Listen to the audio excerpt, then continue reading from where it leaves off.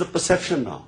The perception has gone that here's Gordon Brown come in, U.S. officials came in, and here's Pakistan army now moving in again. But don't you think that Taliban themselves provided an opportunity to Pakistani security forces to launch an operation because they were kidnapping police officials there? Absolutely, absolutely. And remember, the public opinion in Pakistan is against that, against the Taliban.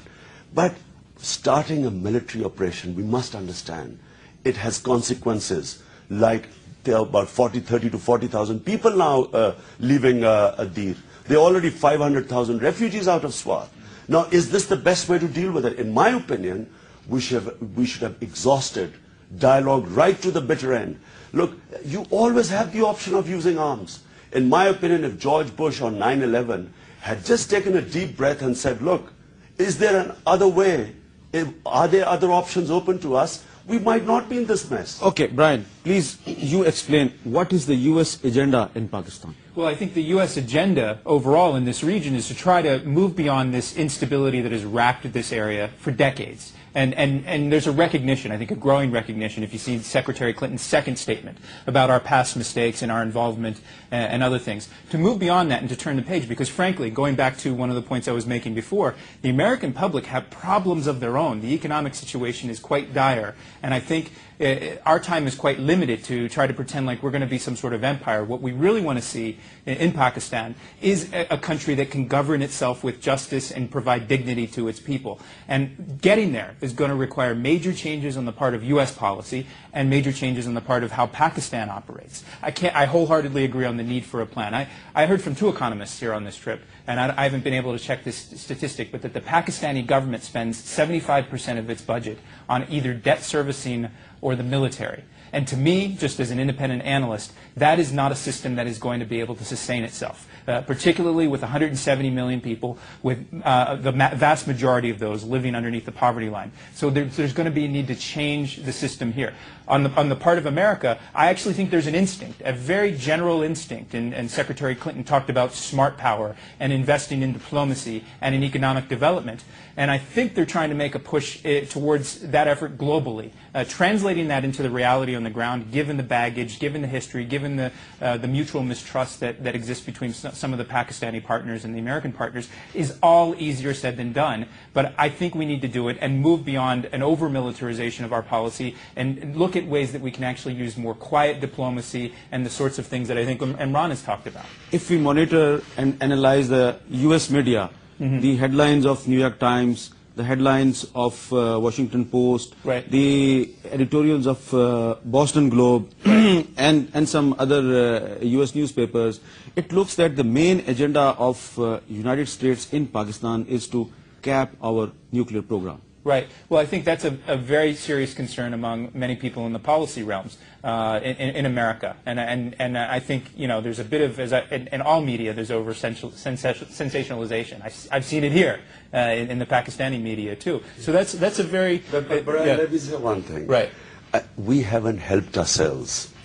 General Musharraf's advisor goes to, in the last days of Musharraf, he goes to the U.S.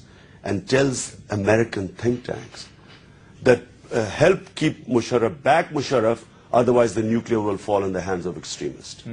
Then Asif Zardari goes to Japan and at the conference says that we are fighting for the world. If we lose, the world loses. Now what is the world supposed to think about that? I mean, this is a classic... What is your personal opinion? Do you think that our nuclear weapons can fall in the hands of Taliban? Or impossible. This is just too ridiculous to contemplate. But what is happening is that we ourselves, in order to get the US dollars, now that's why I say it's a curse. Aid is a curse for Pakistan. Brian is absolutely right. How can you, what is this aid going to do? This will take us for another 5 months, 6 months. We need serious economic reforms in Pakistan. Okay, Brian, governance reform. But I can just, on this issue, I need... Just about the nuclear. I'm just going to say about nuclear. That aid is not going to help Pakistan. We need reforms. But we ourselves propagate this thing. That, you know, in order to get the American dollars, we keep saying Taliban are 60 miles, they're coming over Margalas. We are perpetuating this myth. Okay, Brian, I need your categorical statements. Right. Do you think that Taliban can take over Islamabad and they can also take control of our nuclear weapons? I actually think it's a very low chance. I don't think it's zero. Brian, it's impossible. Well, I'm telling you, it's impossible. Okay, it's zero. Okay. If you know the Taliban movement, it is not possible. Imran, Sorry. I think it's close to zero, but given that threat, we need to guard against it. My argument, and I think this is a common argument here, is that the best way to guard against that is to help Pakistani people govern their society with justice and dignity. And I actually think there's an instinct in trying to do this. In the aid that's been proposed, the tripling of non-military assistance, I agree. Unless there's fundamental reform, there's a very real risk that all of this will be wasted and then we'll just line the pockets of political elites. Yeah. And this is where I think, you know, the question of metrics and actually having clear goals and having a plan. But it's got to be a comprehensive plan. It shouldn't just be a plan that is piecemeal. It should be integrated with what other countries are offering. It should be integrated with this Friends of Pakistan initiative, and it should have a vision. And that's the one thing that I think is missing from the Pakistan policy right now, is where do we want to be in 2015 in the medium and long term. And there is another time of a short break. Stay with us.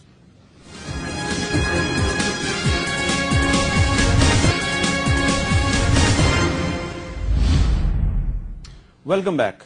Brian Katulis, your think tank Center for American Progress wrote a comprehensive report about how to develop U.S.-Pakistan relations, and you have written that insurgent groups use drone attacks to bolster their anti-U.S. propaganda through arguing that they are fighting Americans who launch attacks on Pakistani territory. Yes. What is your opinion on U.S. drone attacks in Pakistan? Well, I think these attacks should be a very last resort, and I actually think that you should look at the risks and the downsides, and they're considerable. There have been many innocent people who have been killed as a result of this. Last resort means that you support this idea. Well, a very last resort. And I'll tell you what, on this trip, many Pakistanis in the government, but then outside, to say, look, you know, if there is no system of governance where the police can actually arrest individuals, and that's my ideal. I think that's the ideal of many Americans. So you met some Pakistanis who were also supporting U.S. drone attacks in Pakistan? Oh, absolutely. I think, yeah, I think that there is perhaps even, people talk about, you know, double talk or things like this on the part of the U.S. government. It's not their first option. Imran, if some Pakistanis are telling Brian that U.S. drone attacks are good for Pakistan, then why you oppose drone attacks?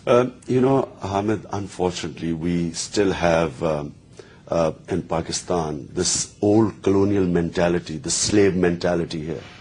And they want to tell the Americans what they want to hear, not what is the right thing. Most of these people actually have no idea what is going on in the tribal areas.